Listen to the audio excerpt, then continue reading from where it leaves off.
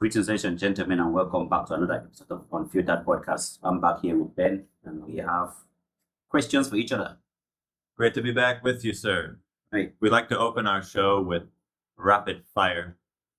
We ask one another quick yes or no questions that can only be answered with yes or no. That's how we like to kick things off. We invite all of our listeners to participate along with us. If you have a strong opinion about any one of these questions, please share with us in the comments, and we'd be happy to get your feedback and to follow up with you and maybe continue some of those conversations on future episodes as well. Thank you. So with that, let's kick it off rapid fire. I invite you to ask the first question. All right. The president-elect, Donald Trump, has repeatedly and is setting a system to commence with mass deportation of illegal immigrants. Do you think this is good for the U.S. economy? No, I do not. No, I do not. I think that's... Rapid fire questions. Oh, sorry. My first question in the rapid fire round was the president-elect, Donald Trump, who is going to be back in office this January. He's setting a system in place and has announced repeatedly this mass deportation plan of illegal immigrants. Do you think this is good for the U.S. economy? No. Do you believe that the USA is a Christian nation? No. Very well. In this quest to bridge the gap between gender inequality, do you think women should be allowed to play in men's sports and men in women's sports? Depends. No, I'll go with no for now. Okay. Should women pay for dates? It depends, but I'll go with no. All right. now. Tough ones. Tough ones so far. Yes, very tough. Okay, a lot of people migrate to America in a search for a better life, and they believe in the American dream. Do you think the American dream is real? Yes. Thank you. All right, in the rapid fire round, I ask you. Well, finally, I have one more for you. Sorry. Finally, is diet the primary cause of disease in the United States? Yes. Very well. All right. On the rapid fire round, I ask you about Donald Trump's plan to deport illegal immigrants. If it was good for the U.S. economy, and you said no. Why? So we have a 4-year example of this already. Trump was already president. He took office in 2017 on being elected on the promise of supposedly building a wall, right? First of all, if those of you remember the wall that was supposed to be built when the first time Donald Trump ran for president, building a wall to keep out immigrants coming in from over the border from Mexico. And also on the promise of removing a lot of illegal immigrants. So the part of the promise that he somewhat maintained was removing people from this country, whether they were known to be illegal or not. In all cases, we don't know. But what did happen pretty much the moment Trump took office, and even in some cases before he took office, was the Department of Immigration, ICE, started raiding people's homes, taking people in the middle of the night, not to be seen again in the United States. Just, literally busting into people's homes, taking them from their beds, and apparently deporting them out of the country. There were mass deportations in certain areas of the country, some examples like Arizona and other places. And what this actually did was cause a lot of problems economically, because so much of industry around the United States actually depends on immigrant workers. we learned this the hard way, or some of us. This was obviously well known before Trump took office, but immigrant labor makes up a large portion of the economy, whether it's farm work, whether it's construction, cleaning, all these various industries that literally rely on migrant workers. And so as soon as anyone who is supposedly illegal, they use that term, I mean, doesn't actually mean they're in the United States illegally. It means they may not have their paperwork yet, right? And so this very negatively impacted the economy. You saw farms going out of business, big commercial farms that relied on those laborers, and it took a hit. And so many of these people who had voted for Trump were actually suffering the consequences of that. So my guess would be that, Trump runs on these promises because he knows that it gets his supporters excited. He knows that talking about so-called illegal immigrants, he likes using, boogeyman tactics to scare people. Same thing goes with the trans thing, telling the country that, your kids are going to be taught to be trans in school and all of this nonsense. And these are tactics, very clever tactics that Trump and the Republicans now use to frighten people. So it'll be interesting to see how much he actually follows through on these mass deportations, knowing that it hurt him the first time around. But I think, Trump being in what legally should be his final term, it's going to be interesting to see whether he cares how much he hurts the economy, because there's nothing left for him to run on after this, unless he does try to get past the U.S. Constitution and run for a third term somehow. But I think that to your question, it's not a good thing for the U.S. economy. All right, you mentioned that during the Donald Trump first term 4 years ago, he did try to deport a lot of immigrants, which ended up hurting a lot of different sectors in America. Correct. If we go back 8 years ago, before Obama left, he did deport more people than Trump. Did that hurt the U.S. economy? So first of all, I don't know the exact numbers. Obama did deport a lot of undocumented immigrants. That is well known. I think if you pick up your phone right now, you realize he did more than Trump. His first term. And so, so under Obama, it was much more tactical and legally implemented, right? So Obama's administration, ICE was limited under Obama. And so the departments weren't just rounding up people from their homes and stuff like this. This was like an actual legal process that took place. Okay. People had opportunities, such as Dreamers. There was the Dreamers Act under Obama, which allowed for children of immigrants who were born in the United States to establish their citizenship, and potentially for their families also to try to establish their citizenship so that families weren't being separated. So it was very different tactically how it was executed under Obama. And I think that is why it didn't affect the economy in the same way. He wasn't just grabbing masses of people who were employed within the U.S. and shipping them off. It's very valid to say, because it is well known that Obama actually deported a lot. And there was criticism of Obama from the Latino and other communities for this. But it goes to show, right, that Trump uses sort of these imaginary boogeyman, like I said, to rile up his followers and get them excited. It is not that he uses imaginary boogeyman, because, again, when Trump started his campaign, it wasn't on immigration.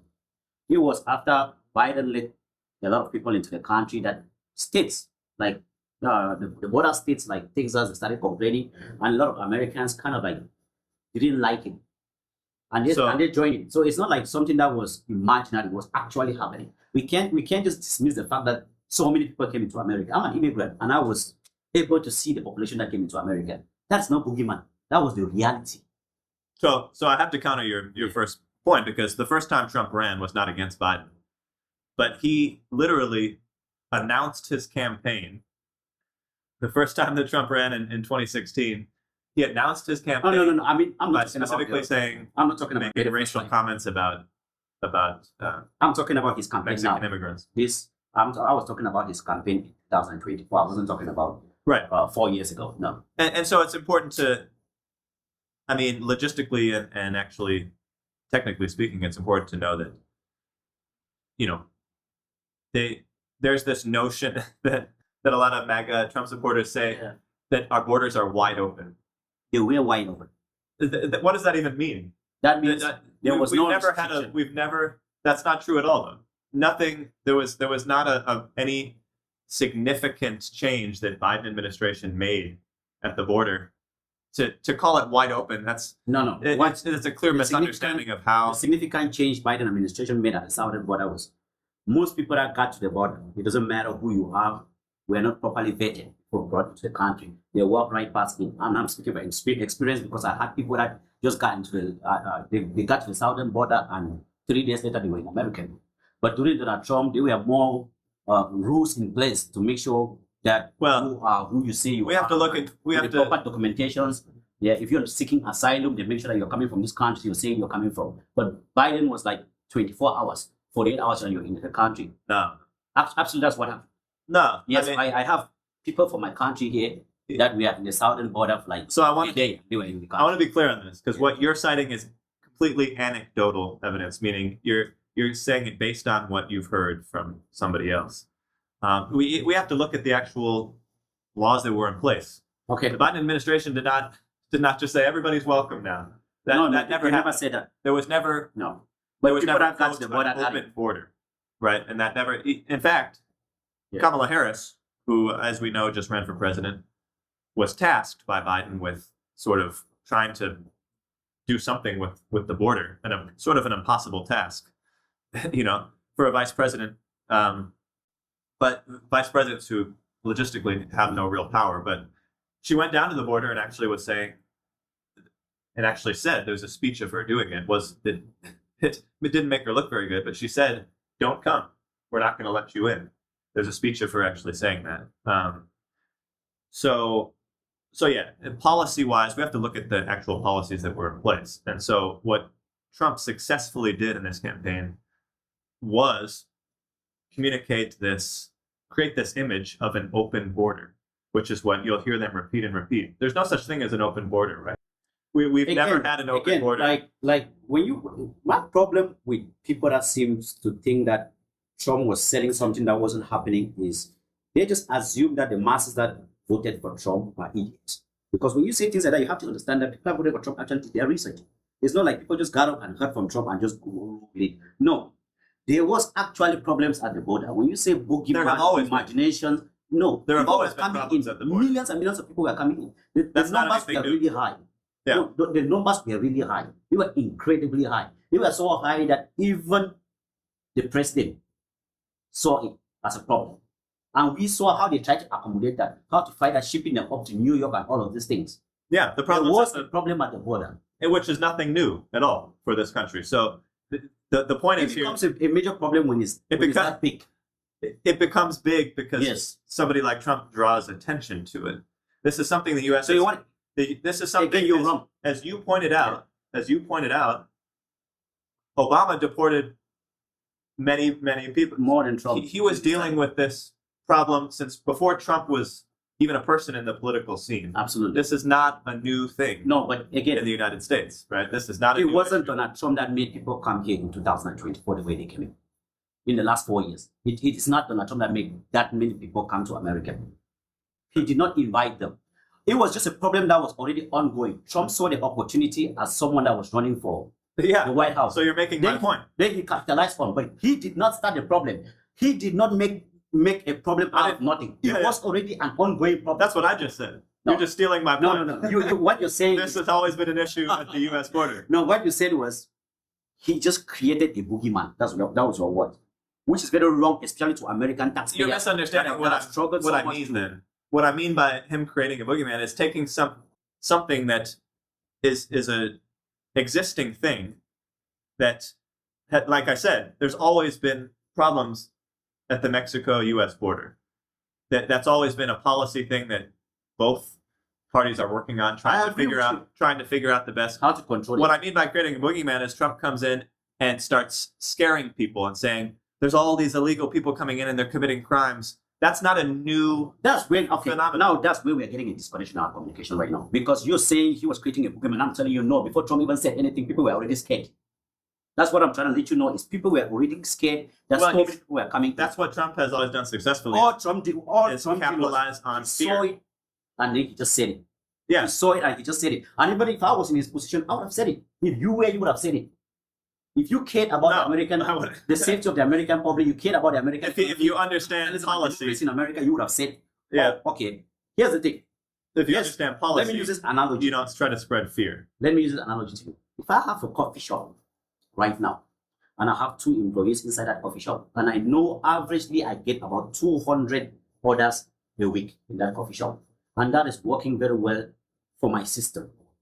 Then, out of a sudden, I start getting 1,000, 2,000 orders. Is this something now out of the ordinary? Yes or no? If you get 1,000 orders? Yes, and I usually just get 200 with the resources I have, 2 employees, and the resources I have in that coffee shop. Now, out of a sudden, I start getting 2,000, 3,000 orders a day. Sounds like a good problem to have, actually. No. It's a good problem, right? But now the resources are not in place to accommodate these people. This 2,000 that are coming in, I have to bring in more resources and bring in more people. But it doesn't mean that I wasn't getting orders. I was getting orders, but they were in a regulated format. I don't know if this is a very good analogy that I'm using. Immigrants have always come to America. It's a country of immigrants, but it has always been regulated. They have always had number of visas that should be given out. It's always been number of asylum seekers that should be accepted. Yeah. Same as every country. Japan does it. Canada does it. Yeah. So once again, it was just a lack under Biden. It went way above what America was expected to welcome. That's when it became an issue. It didn't, first of all. There wasn't a huge influx. I mean, as we just established, this has been an ongoing issue. But now it becomes the way that Trump won the first time, and he knew it when he ran against Hillary, was by bringing up things like illegal immigration. That's literally how he kicked off his first campaign, was by saying that the illegal people who come in from Mexico are criminals, are rapists, all this crazy stuff that he said. Yeah. This is just a tactic for him. It's not, when he's speaking on these things, it's not from a policy perspective. And so that's what I mean, creating this fear around an existing issue that both parties have been working on for decades. It's not a new thing. It wasn't a huge influx during Biden. It was still a mess, but right. I mean, Biden didn't successfully fix this problem at the border. We can be clear on that, but it was simply a political tactic on Trump's part. It was an ongoing case that both parties have been trying to get under control. Absolutely. I guess my disconnection again with you with this communication is, I'm talking about the 2024 campaign. You keep relating back to 2016. What Trump might have or might have not done in 2016 is not what I'm getting back to.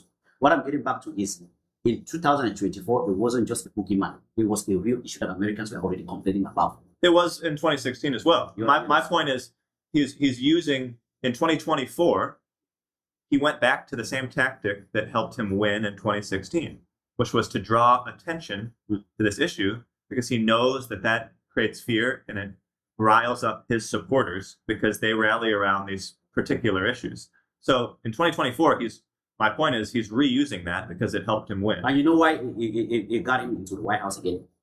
Because unlike 2024? Unlike 2016, when he used it and he did not even end up solving the problem, it became a really, really big problem in 2024. It never stopped being a problem. Yeah. No. Again, like I said, when the numbers are in a moderate range, it's a problem that can be managed. But when they grow out of proportion like they did, it becomes a major problem. And we saw it. If you say no, then you're just being in denial. Because we can at the southern border, you saw it. Especially border states like Texas. I invite our listeners to research the statistics. But there have been influxes and people coming to the border throughout history. Whether it's because of, the majority of people coming to the border, by the way, are fleeing from gang violence and other things in different parts of Central and Southern America. So they're not actually coming from Mexico.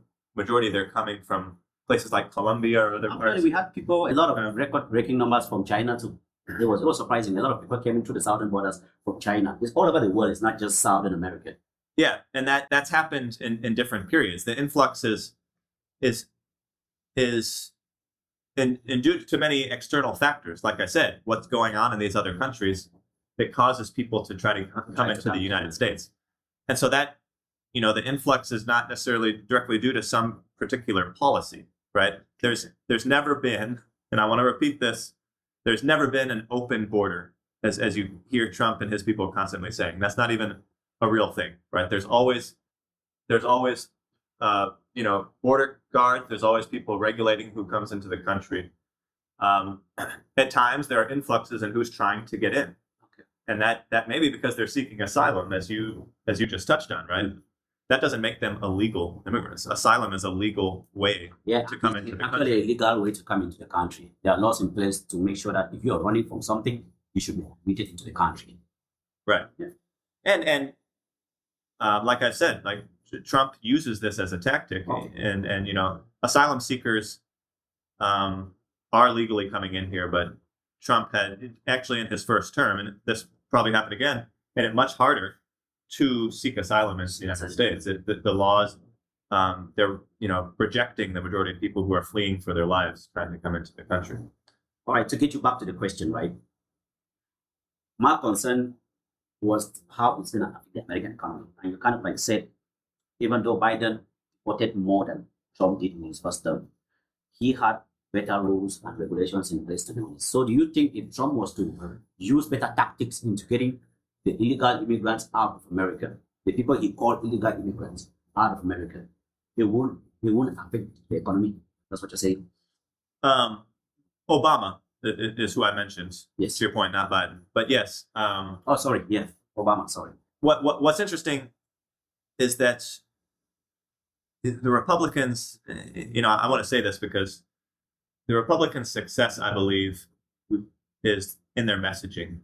They do this so much better than Democrats, to be honest. And this is why they've been winning on national level, even in cases when they don't have great leaders. But it's because their messages are easy to state, and they kind of make sense on a basic level if you don't dig too much into them. So just saying like, we need to block the border, it sounds great, right?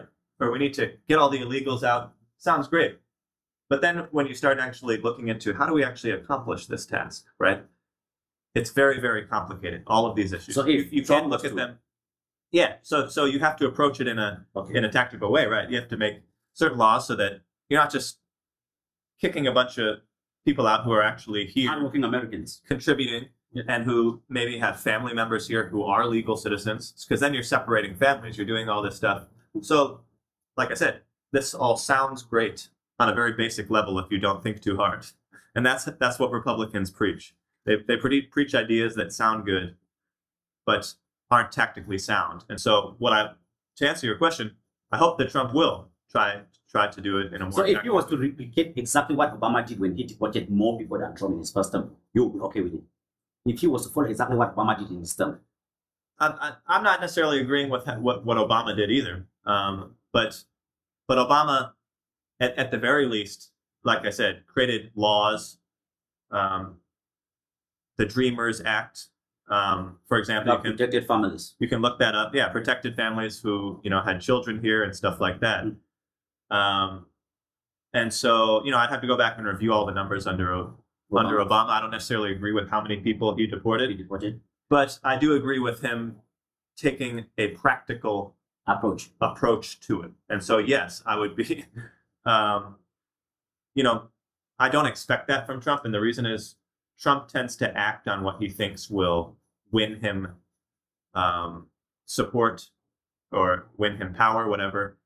And the Republicans, they tend to say that. They say, we're doing this based on when they don't have the facts on their side, they'll say we're doing this based on how the country feels. Okay. Um, So, okay, whether we agreed with Obama or with Trump or not, mhm. Obama did deport a lot of people during his term. Right. And he had a system in place that helped him do that. He did. And in your point of view, it did not affect the economy. So if Trump was to create a system that will help him do that, do you still believe it will affect the economy? I don't think so. What we know, right? If we look statistically, economic growth from the time Obama's policies, many of his policies came into place, which was 2 years. You know, it takes time for policies to get passed, and Absolutely. And so from about 2010, which was 2 years after Obama's election, for the next 7 or 8 years was constant economic growth. So once Obama's policies took effect, the economy continually grew. We were recovering from a major recession at that time. So people didn't necessarily view it as a great economy because we were coming from the collapse of 2008 after W. Bush was in office. Obama took over. The economy was slowly recovering for the next 7 to 8 years. So we know that the economy did well under Obama's policies. We know that from the historical research. That was so many other factors. So it's going to be hard to say, you know, if Trump does the deportation a certain Exactly way. the same way Obama did, it will be okay. Yeah, I mean, I would hope so. I would support it if he did it. If he did that, we know he's going to try to do a lot of So deportation. the problem is not the deportation itself; it's the system that Trump might use. Yes, but the thing about that is, my point is, that's one aspect of what Trump is going to do. He's also going to make huge tax cuts for corporations and other things. Again, the question was just about deportation. No, I know, in the economy. but Yeah. but we're not going to be able to measure the economy on that alone. Not alone. Trump's economy is going to be based on all the other policies that he puts in place as So well. the other factors too might come in play. Absolutely. Okay. All right. Thank you so much. Well, that's it. All right. That's 9 questions. Thank you, sir. Let's see. What did I ask you in Fire Round? I asked you, should women pay for dates? Very deep political question here. Okay. Well, where we stand right now, What was your answer in the Fire Round? I said no. You said no. Did I say no? Yes. I think you said depends. Actually. Yeah, I said it depends. You Because dodged the question. no, I did not actually, because it's not a question that can easily be a yes or a no. Because we are now in a point in our society where women are making money, and most women even earn way more than a lot of men. If you're earning more than your boyfriend or your husband, you should be able to pay for that day. That's why I said it depends. Mhm. But again, you know me, you know I'm very traditional and cultural man, and I like to keep to my traditions. And like the way I was raised, which I believe is the same way you were raised, I don't believe your mom paid for dates. No. Okay. And as a traditional man, I believe if I was to take a lady out, which is now personal for me, I would pay for that date every Sure. time. If I don't have money to pay for that date, we're not going on a date. Right. So that's a personal It's a very personal approach. That's what I said. Personal. position for you. Yeah. But the way our society is today, we're looking at how much women are earning now, and we are in this equality war for everybody. We are making sure women and women become equal in society. So let's be equal across the board. Mm. Yeah. Let's be equal across the board. Women should be allowed to pay for dates. They should pay for dates. Yeah. Just not in my household. Just not me. Well, I wonder what, many of our female listeners are feeling on this topic. I think it's a touchy topic, right? Women want to be, what I hear is that a lot of women, they value chivalry, and what, being sort of the breadwinner and the provider tend to fall under that the concept of chivalry, where a man is the one sort of taking care of his woman. And on the other hand, maybe some women just like the fact that they can get a free meal. I don't know. Chivalry. Now, when we talk about chivalry, which is taking care of a woman, making sure her bills are paid, opening the car doors for her, it sounds really nice. But the problem now is, on the other hand, we have modern feminism, which is kind of like pounding that. I think it has redefined chivalry as being misogynistic. Interesting. Yeah, because if you right now were to tell your lady, I don't think you should pay any bills, even though she has a good job. I will pay the bills. If she is under this modern feminism ban, she will consider that being misogynistic. So I think all of this kind of like fits into the individual. Yeah. We can't generalize this issue. It all depends on what works for your relationship and what works for mine. Sure. Yeah. I mean, I did, to be honest, as someone who is in the dating scene, I want to hear women's opinions, because what I see is women taking full advantage of the fact that they're not expected to pay. That's still a cultural norm. Very, it's very uncommon, I would say, that you see a woman wanting to Step up and pay. cover the date, and oftentimes not even pretending to offer, which is, to me, actually, I find it a little surprising, right? Like, Okay, wait, I have a question for you. yeah. Who asked who out? I can only speak for in my case, I'm usually the one initiating. Then you should pay. If the lady asks you out, she should pay. I think that should be the way. Because if you ask me out on a date, I'm just gonna clean up, dress up for you, and come to eat, drink and talk. If I was to ask you out on a date, I expect you to do the same. Sure. Yeah. I think men are still going to feel the pressure to be the one paying, regardless of who initiates. Then it defeats the whole gender equality war. That defeats the purpose of this equality that we've been fighting for. Yeah. If we want to be equal, we've got to be equal across the board. Pay for dates, work, the dirty jobs, be in the military, be in the warfare. We have to be equal across the board. Sure. That's fair. Yeah. I mean, look, I'm like you mentioned. I think we both are of more of a traditional family style and all of that stuff. I consider myself to be traditional, and I do tend to be the one. I like, taking care of my woman, whatever it may be. But I do have to say, in this day and age, when it is the case that, family structure, it's hard to even survive anymore if you don't have two incomes, right? There's no denying that we're in a place now where, both members of the relationship have to contribute financially, to have and especially if you want to build wealth and build a comfortable life for you and your family. So I've come to value a woman who knows, who clearly understands that and is willing to contribute. That's not to say that I want someone to pay for our first date, but I've had women I really respected when a woman says, "All right, you got, for example, you paid for the first few dates. Let me treat you." It's a nice gesture at the very least. So just to throw that out there, I mean, I think it's men, if especially, it's interesting because women look for ambitious men. Ambitious men are looking also for ambitious women.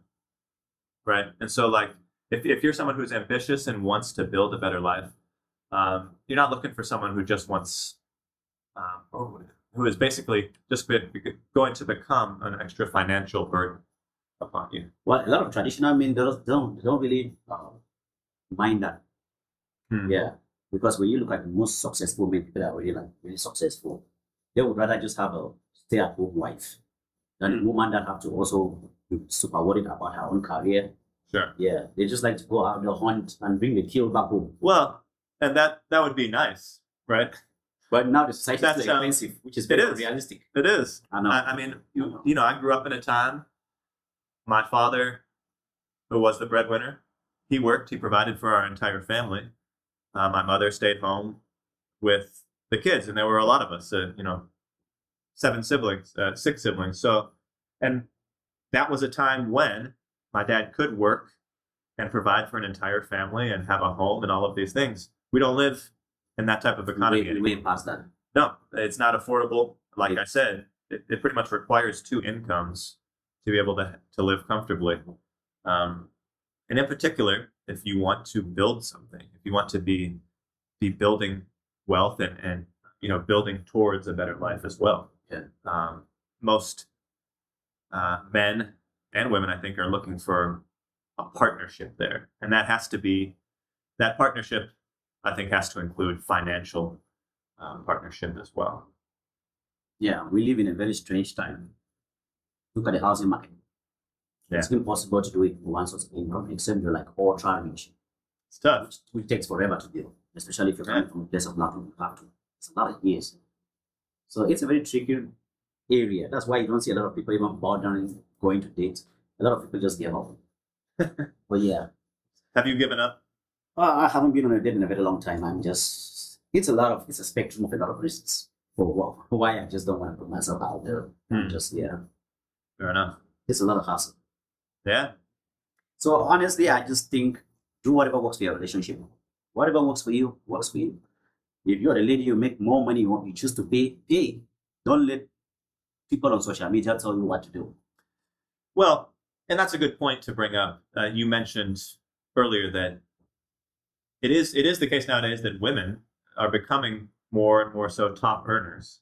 Oh yeah. And so there was an example, a woman bringing up the fact that, look, the majority, the median or average income for a male professional nowadays is something like somewhere around 60,000. 50 to 70.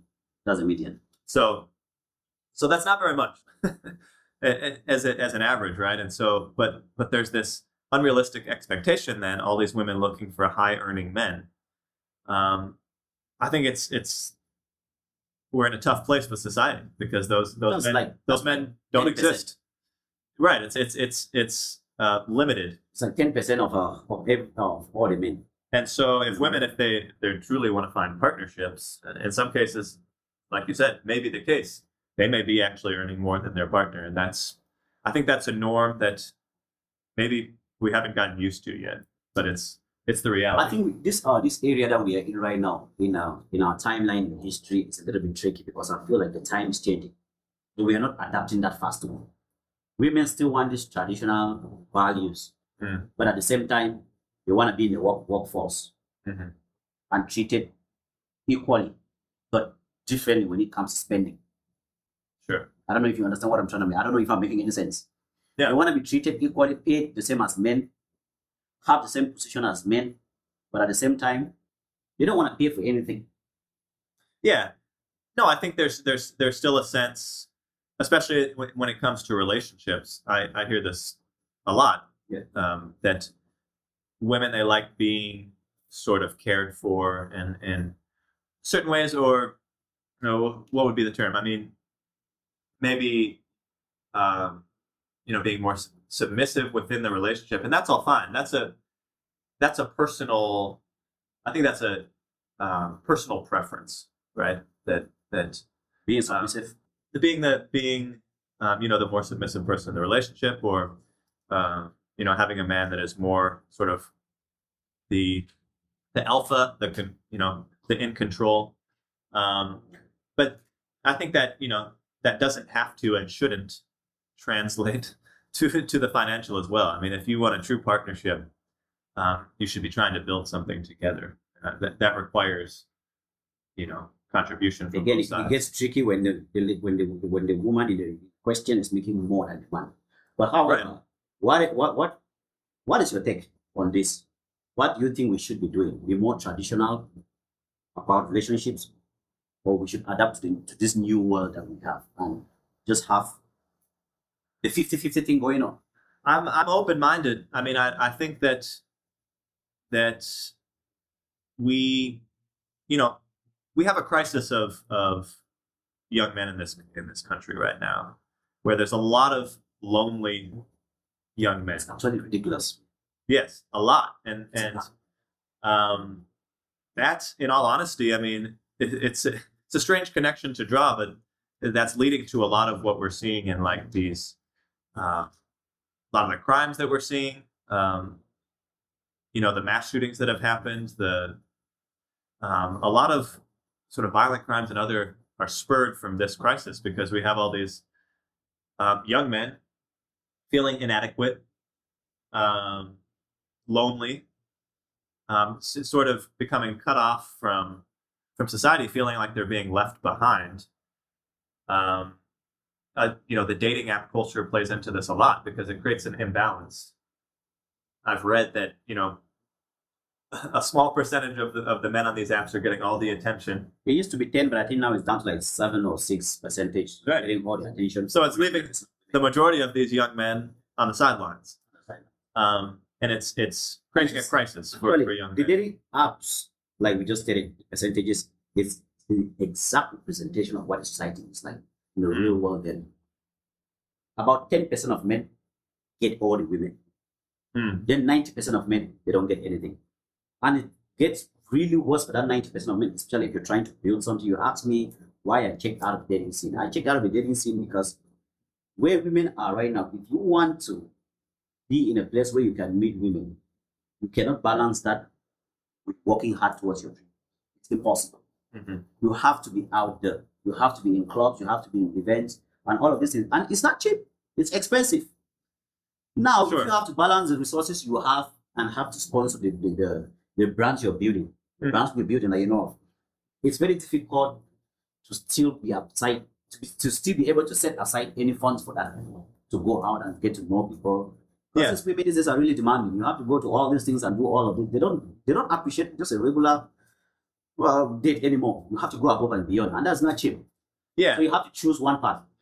Well, and I think that the difference nowadays, I mean, to your point, this is on some level always worked this way. There are, certain men who it's easier for them to get attention from females, but I think what has changed so much nowadays is the digital world, right? That helps create this illusion.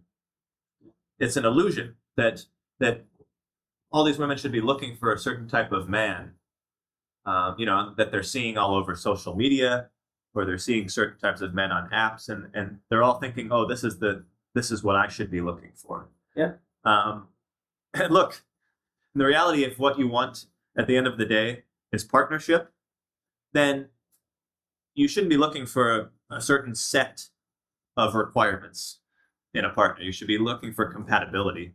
And I think people, in the past, they had less options, but somehow, that's a big factor too. Yeah, they had less options, but they somehow made it work more. And that was because, look, you met somebody at church, you put in some effort and found out, hey, this person's somewhat compatible. We can make this work. Nowadays, it's like you're going online, you're seeing all these illusions of perfection and everything else, and thinking, I need to find that, and I'm not going to settle, and I'm going to keep all my options open until I find the perfect specimen. That's an illusion. Like, and even when you find it, and you just see one thing that you don't like about them, you go like, oh, next. Oh, you're right. Yeah, it's too easy. Look, I'm on the dating scene. Like I said, I use the apps. It creates an unhealthy dynamic because there is this illusion of, first of all, of endless options. But you don't ever actually, a lot of people don't actually take the time to focus in. You find one person that's potentially compatible, you need to focus in. Actually, it takes time to build something, to get to know somebody and actually really truly know if there is compatibility. This kind of go back to this idea of cutting people off. It's like when you just get one little problem with someone, you're like, oh, well, you're not for me, bye-bye. Yeah. That's the fastest way to end up in loneliness. Yeah. Everybody have their pros and cons. Everybody has a default. No one is perfect. If you see someone that you think you guys have a lot in common, and you just cannot walk through the things you guys don't have in common, then you will remain alone. Well, speaking of illusions, I mean, look, we're in a cutoff culture, right? Where it's like the expectation is this person doesn't somehow benefit me. I'm cutting them off. I'm protecting my peace. I have a reality check for you. There's no such thing as peace in this world. No one goes through life only experiencing peace. That's not what God intended for us. We go through life having struggles, and we need to face those struggles. So cutting people out of your life, refusing to communicate, that doesn't buy you peace. It just leaves you alone. It leaves you alone. Yeah. And Platini and I, we don't buy into that. So that's why we're here discussing these tough issues. Absolutely. No, we don't. But we're not going to cut each other off. You walk through it. He's a conservative. I'm a progressive. Yeah, you're in the dating scene, I'm not. But we're going to talk to each other. We talk to each other anyways. So yeah, you're right. And again, you also made a point that I want to touch on about how young men are alone, which also leads to why they are so unmotivated to do it. I think Sure. it goes back to how dating used to be, because men used to take pride in taking care of their woman. Yeah, I'm going to work because I have a family. Now they don't have families. What is the point of working so hard if you don't have a family? You don't have no one to take care of. No one Right. appreciates you. Well, look, I studied I have a degree in psychology. Oh, yeah. One thing that is known is that the happiest people in the world are those who get to spend time with loved ones. Those are you're looking back, anybody, when you look back at the end of your life, you're not going to be grateful for how much you worked, How much money you make. how much money you made. You're going to be grateful for the moments you had with family and with loved ones. And that gives us purpose in life, right? And, another thing that gives us purpose is working towards something. But the research also shows that accomplishing that goal is not actually what brings the happiness. It's the working towards that goal. It's because it gives you the purpose, right? You have something that gives your life meaning because you're working towards something. And what oftentimes it gives more meaning to it is you have a partner in that, right? You're building something with a partner. And if you say, I love this, man. The way you articulated that, I absolutely love it. You cannot go through life without meaning to all of this.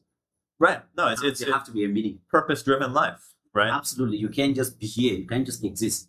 You have to find the why we should be here. Right. The why for the pain. The And why for the suffering. And what a lot of us find is that the why is because we love somebody. Love somebody. That we have these people who give us purpose. Like I can say that about my daughter, right? Yeah. That gives me a purpose in this life. Absolutely. I'm here for a very important reason. And that's family in general, but that's what finding a partner, a spouse can do for us, is really give us purpose. And that's why there is a crisis that we're experiencing at this time in society. I think it's really mostly among young men, because they are no longer purpose driven. A lot of men just rather get drunk, smoke pot all day, and really not putting any effort into anything. I see this trend on TikTok that I'm just a chill guy, and I just chill. They just a chill guy. They're no longer trying, which is a very sad way to exist. It is. You need some purpose into your life. That was a good topic. What question was that? That was you. It was your question to me. Then we ended up Okay. deliberating on. So the next one should be from me to you. Sure. I asked you if you believed in the American dream that so many people are migrating to America for, and you said yes. Yes, there's still opportunity in this country, and look, we see a lot of immigrants who come here and having great success, and that shows that there's still a path. Has that path gotten more complicated? In many ways, yes, because in many parts around this, in many areas around this country, there's not as many resources as we had previously discussed in the show. The wealth gap continues to grow. The middle class continues to erode. That makes it much harder to make a good living, support a whole family, all of that, with, just working one job and living a comfortable life. And, we should specify in the first place, what is the American dream, right? The American dream, many would say, is exactly that: being able to come here, have a family, build a career, all of that stuff, and just live a happy and comfortable life. And a purposeful life. Purposeful. Others might say that the American dream is coming here and getting rich and powerful. Many people dream of that as well, part of it. Especially nowadays. It's part of it. And being free. Freedom too. So, reality check on that. Look, there's a huge advantage to certain people in this country. There's privilege. Privilege is a huge thing, and the majority of people who do get very rich and powerful came from wealth and power. You could look at any one of the so-called self-made Yeah. billionaires out there. They came from They came from powerful. millionaires. They did. So they came from They something. did. Look, Trump was given several Wasn't- million dollars from his father in order to build what's considered a huge real estate empire now. Um, Jeff Bezos of Amazon, had the luxury to Jill, quit. Microsoft. Yeah, Jeff Bezos had the luxury to quit a high-paying Wall Street job and say, "Hey, I just want to start an online bookstore." This is how Amazon started. And his parents said, "Okay, sure, we'll just give you $700,000 to kickstart you." So privilege makes a huge difference, Absolutely. and Basically, that's to the detriment of the real American Ben, dream. in line with this privilege fact, because they're facts, Mhm. right? When someone is coming from a place like maybe Africa or Southern America, Mm. they have experienced a very different kind of life. They didn't even get a fighting chance. Sure. So when they walk in here and you talk to them about privilege is gonna play a huge factor, they cannot hear you. You're communicating, but it's very hard for them to hear you. Oh, sure. Yeah, because all they're saying now is, well, I used to not even have a job. I had no dreams. Yeah. I can dream here. I have a job. What are you talking about? All I know is I can go to work now, make some money, start my brands, build my businesses. No, What the look, hell are you even getting to, man? it's all about perception, right? It's all about perception. That's where I'm trying to get with this. So it's very easy to explain privilege to someone who grew up in the American system, Mhm. and this is all they've known. But it's very difficult to explain privilege to someone that is coming from a less developed country. No, of course. I mean, look, I have friends who, their parents came to this country fleeing from civil war. So, of course, to them, coming to a place where they don't have to fear for their lives, they get to the United States and they're working, 13 or 14-hour shift at Walmart, and they're thinking, this is great. I can work, I can make money, live safely. So it's that's a I perception. don't have to worry about electricity going out 5 times a day. There you go. I have data in my phone. I have food on my table. What the hell should I worry about, man? Right. So they're, those folks obviously are not thinking about the fact that they're, they're being taken advantage of by a massive corporation like Walmart who treats their workers unfairly. That thought isn't crossing Well, their what mind. other option do they have from that? Being in a society that was Well, I'm saying to them affected that's a great option. by wars. Yeah. Again, I come from a very poor country, and in my country, even the poor people in my country were able to call me and my family. I'm from the bottom of anything you can ever find. I'm talking about my family surviving on a budget of about $3 a day. Wow. Yeah, I'm even saying it that's a good thing. We survive on a budget of over under $3 a week. I went to the university, sending myself to school, and I didn't have an allowance from anybody. So I had to figure out how to feed myself, pay my bills, and all of that in the university back home before I went to TV Lodge and came to America. Yeah. Try talking to me about privilege. You're not going to get through to me. It's impossible because I just believe I got lucky. I have a lot of people now that we grew up together. They're still in that same system, in that same place. I can't make excuses. What explanation do I have to call my friend back home and tell them that I'm struggling? They can understand the mental part of it, but the resource part of it, no. All I have to do is get up and get to work. I have to shut the fuck up and go to work every day. Because I come from a place where it was very easy. After you complain about struggles in America, come with me, let me take you. Take away your phone and put you where I live. And then you will see what the real struggle is. When you come back to America, you'll be more appreciative of what this economy has already provided for you. Sure. I mean, there's like we said, it's a perception, but Yeah. But let's also be fair. I mean, the privilege there is that it is you making it to the United States versus I got lucky, man. many folks from your country I got lucky. who will never make it that far. They don't even get to know who they are. Look, I didn't even know I could sit in front of a camera and talk. I didn't know I could design clothes. I'm doing all of this today. It's like I'm discovering parts of my life that I didn't even know existed because the country provides me the opportunity to be able to get that. I'm already super privileged. Yeah. I don't want to come for money. I just wanted a fighting chance at life, and I have it here. Yeah. Well, and I have to be fair in mentioning that privilege does play a huge role. I mean, so It's a fact. it's a fact. And so even within supposedly the greatest country on earth, right? There are many people who are born without a fair shot in this country alone. They're born into communities and into a system that works against them that they'll never get out of.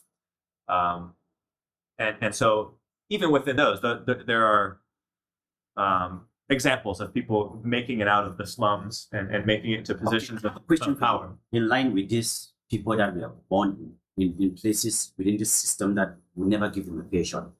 Yeah. I came to America around the age of 20. Mm-hmm. That was still it's really a naive age. Like I would consider it's an age that most people around 20 are still very ignorant about a lot of things. I'm black. Mm-hmm. I have no family in America. Zero family in America. Not extended family. Nobody. I came here with a briefcase. I've been here for 7 years. Sure. I've done incredible things. Yeah. So what privilege did I have? So what you have to acknowledge though is the advantage of, and we've already established that. Yeah. I mean, the privilege that you had was getting out of where you come from. It's that you have to look at that the same way as the people who are born into a system that holds them down is getting out of that. The same way you had to get out of your community, Mm-hmm. that a community as you explain it, that's hard to You don't even dream, man. right, to have dreams. You can't even dream. It's the same for those born into poor communities in the United States. It's very hard to get out of it. Imagine you came here when you're 20 and you saw the opportunities and were able to take advantage of some of those. If you're born into some very poor community, say within Detroit or different very poor areas of this country, you also didn't even have the opportunity to dream. So you think me just coming here at the age of 20 with just a briefcase, no family, being black, and really small to begin with. I was really, really small. I got really big. Like that small, so insignificant. You're trying to tell me that I somehow had more privilege. It was an opportunity. Than people that were born here. In certain cases, yes. Really? Absolutely. Compare them. Compare them. $0. Either do they. So, but not only that, they're born into a system, they're already at a disadvantage. Not only do they have nothing, but the system is built to hold them back. And so I'm black like them. Yes. Like them. So take this comparison. I mean, imagine the people like you said will never make it out of where you came from. It's the same for many of these people. Very few of them break out of this system and get to a better place. So you think where there's opportunity. Okay, so you came here to the United States and there was opportunity in front of you because you broke out of where you came from. So you think because of where I was, I had a different mindset and a different approach to the American system. I came in with that spirit of like, okay, I have to get it done. Oh, That's sure. what worked for me. I mean, that helps as well. Because I believe I was at the bottom with everybody that is at the bottom in America. I didn't have anybody. And I mean, there was Bashidi, our friend, our mutual friend, who was like the only family to me because we went to the same high school. He was right there for me. He made sure he tried to get me my mindset adapted to the American system, and he helped me the best he could. But like money-wise and all of that, I still had to figure out all of that on my own. So of course, yeah. Comparing me to someone that grew up in Detroit and didn't have any advantages, at least they can turn around and be like, this is my childhood friend. This one is my childhood friend. That's my grandma. That's my uncle. I didn't even have that. Right. But you made So I think there's still somehow to an advantage to me. I think it's a mindset now at that level. No, mindset plays a big part of it. But it's simple as this. Look, you made it to the United States. Yes. That puts you, I mean, that gave you an opportunity. Mm-hmm. Because you made it out of the system that holds a lot of people down. So you don't think being in America alone gives them an opportunity? It's not like I went to a different America. I went to the same America you're talking about that is holding them back. No, there are very different versions of America, basically, Really? where you absolutely very different communities. Okay. Being born into certain communities. So you think if I came sentence. and I went to like a very poor neighborhood in Detroit, I wouldn't have had opportunities Oh, of course, I've had in Minnesota? of course not. But you were also okay. 20 years old at this point. Okay. Imagine you're being born into this. You're just a child. And Okay. you're born to parents who can't provide for you. You might end up on the street. Oh, there's a lot of other factors that might come and play that will hold you back. Of course. Okay. Of All right, I course. stand corrected. It's breaking out of this. And it's not to I was say just curious. it's not to say it's impossible. Yeah. Look, And that's something I would like to make this statement. This is one of the main reasons that a lot of immigrants, especially from Africa, really don't understand our brothers in the African American community. Because we are coming from countries that we didn't even have electricity, man. Nobody was dreaming. You go to school, you study biology, and you see people that already graduated with PhD in biology in the neighborhoods. They are doing nothing, just getting drunk every day. You know that is your future. There are no jobs. Then you come to America and you have a chance to work and build a life for yourself. And 5, 10 years, 15 years, 20 years later, some of them are business owners. Some of them are into very sophisticated positions in America, like medical doctors, and they turn around and look at you and they don't understand. Right. Well, and so that's where the disconnection is coming from. So just communicate with them. If next time you come across an African that doesn't understand why you were born in America and you haven't done much with your life, just explain to them that there are a lot of other factors that came in play. They will understand. They're just confused the way I am here today. Right. I mean, look, there's I want to make this point. If you talk to, an immigrant who's come to this country from somewhere else, there's a strong sense, you might have this view as well, that America is really your second home. What you truly consider home is, back in Africa, right? And so for you have this feeling that I was able to make it here, for this opportunity and maybe build something, but I always have home. For Black Americans, African Americans in this country, not only do they not have somewhere to escape to, they've never felt like even this was their home in the first place. Yeah. So there's this very it's a huge disadvantage to be born Black in this country, especially in certain communities, and you grow feeling like not only is America not your home, but there's no escape from that, and so it's you're a victim of the system.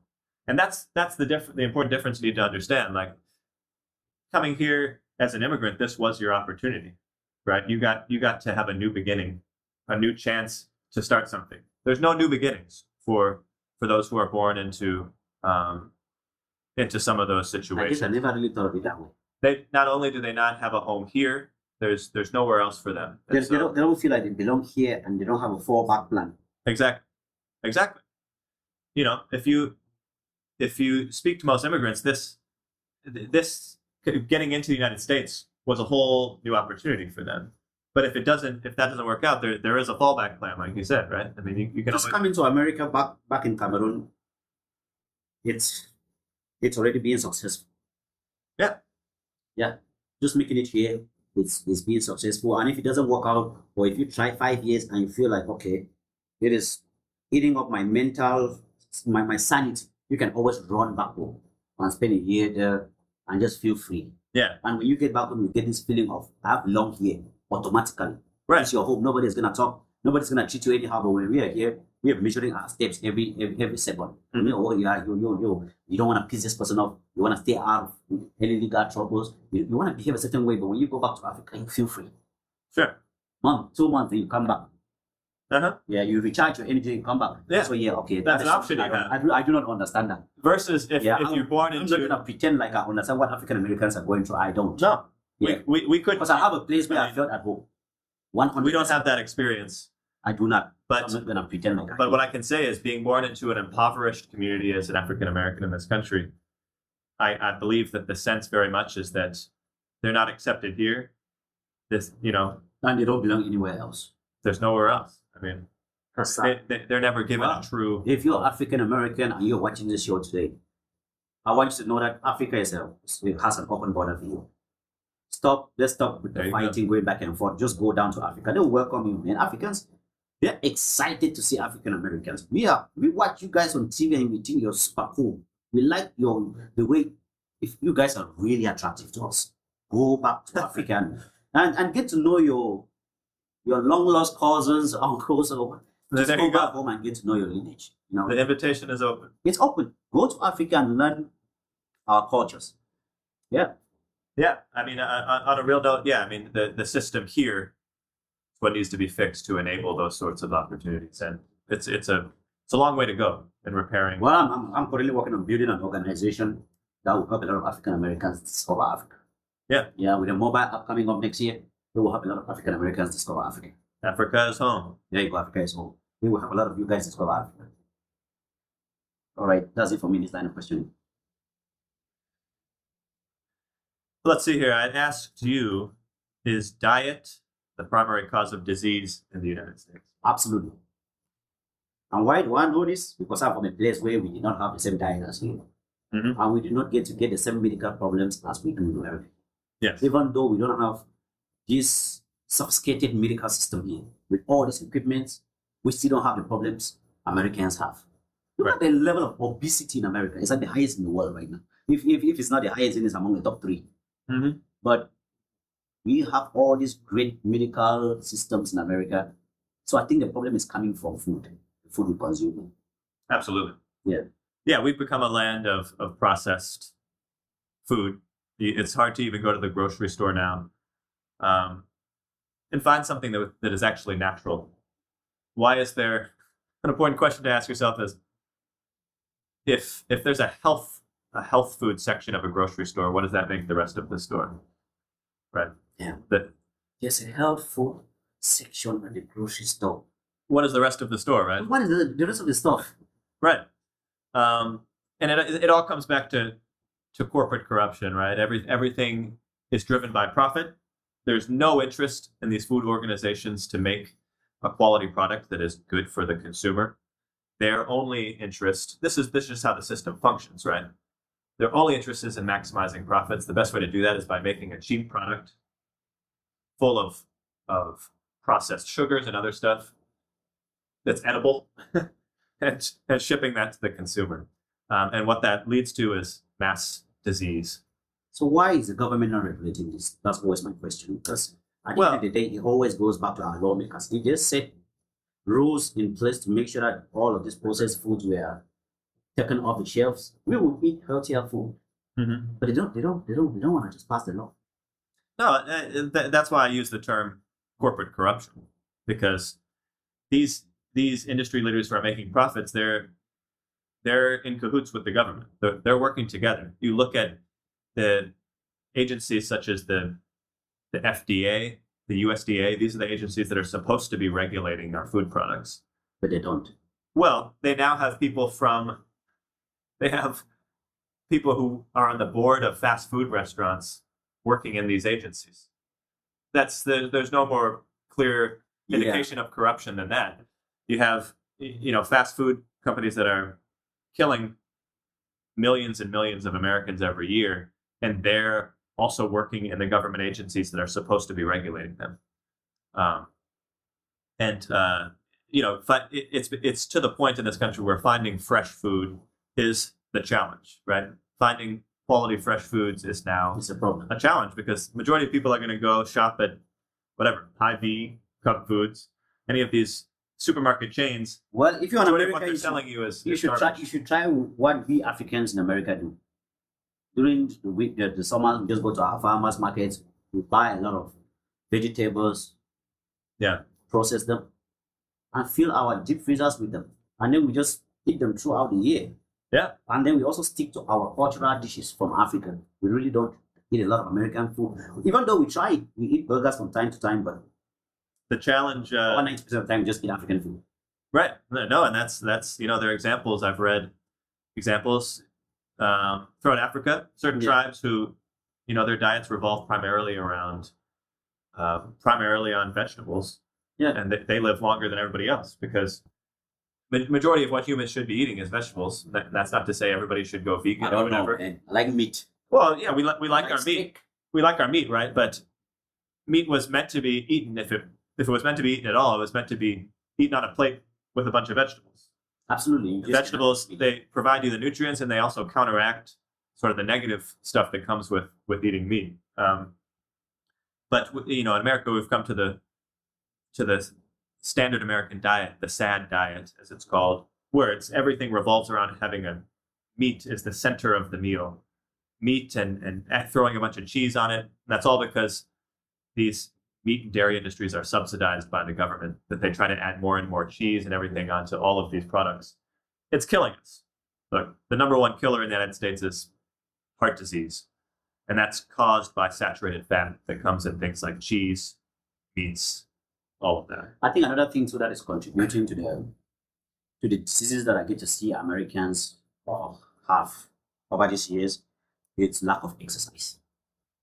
That's a huge factor. In Cameroon, what we did was we walked everywhere. There's a lot of walking. Sure. We walk around. We never in the same spot. We just always going to places. Yeah. And we'll actually walk. We don't sit in cars. But being in Minnesota, what I realized was I could go for 2 weeks without actually going for a walk. I just get in my car to work, from work to my car. If I'm going to a bar, then to the bar, and like that. So I was like, you know what? I have to get a gym membership and start running. Oh, you do. You have to. I mean, we spend so much of our time just sitting on our asses, right? Yeah. You have to exercise. You go to work, you sit at your desk all day, you drive home, get on your couch, sit there for the evening, and that's also killing us. That's very lethal if you're not getting movement in. Look at people in Europe. They walk around a lot because they have these trains that are connecting the whole of Europe. They walk to the bus stops, to the train stations. They ride bicycles. That's a lot of cardio that they do on a daily basis. Americans don't do any cardio. No. They just sit and eat. It's very lethal. Have you seen the large Coke? Is it the large Coke cup at McDonald's? Oh yeah. It's like that big. They're getting bigger and bigger. Supersize me. And are you supposed to consume that in one sitting? I mean, you shouldn't be drinking Some do Coke that. in the first Some place. That do stuff that is 3 toxic. times a day. But, oh yeah. That big 3 times a day. No. Insane. Yeah, we're killing ourselves. So yes, it's primarily linked to diet. Yeah. It's really bad. No, and you know, we're victims of a system here. You know, the diet that, as I touched on, is controlled by these corporate interests, makes us sick, and then the drugs, obviously sold by the pharmaceutical industry, you know, keep us alive. I say that because these drugs aren't designed to heal us from what's making us sick. They're actually just designed to make us feel a little better. And these industries are all thriving because of this system. Yeah, if I'm not dying, I'm not going to the hospital. Yeah, that's a lot. There's a lot of reasons why I don't. If I'm not dying, I'm not. And I'm not saying you shouldn't go see your doctor, but it's just personal for me. Yeah, Sure. if I don't really need to see a doctor, I don't go to see one. All right, is that it? Or do you still have any follow-ups about the diet? No. Since we're short on time, how many questions do we have left here? We have one question each. Okay. We can just continue on the next episode with those questions. Sounds good. All right. Beautiful. Thank you all for joining us today. We got very deep into some of these topics. You know, very passionate about some of these issues, and we really want to hear what your thoughts are as well. Any of the issues that we touched on this episode, please reach out, let us know your thoughts, and let us know what you would like to hear us discuss on future episodes. Thank you guys so much.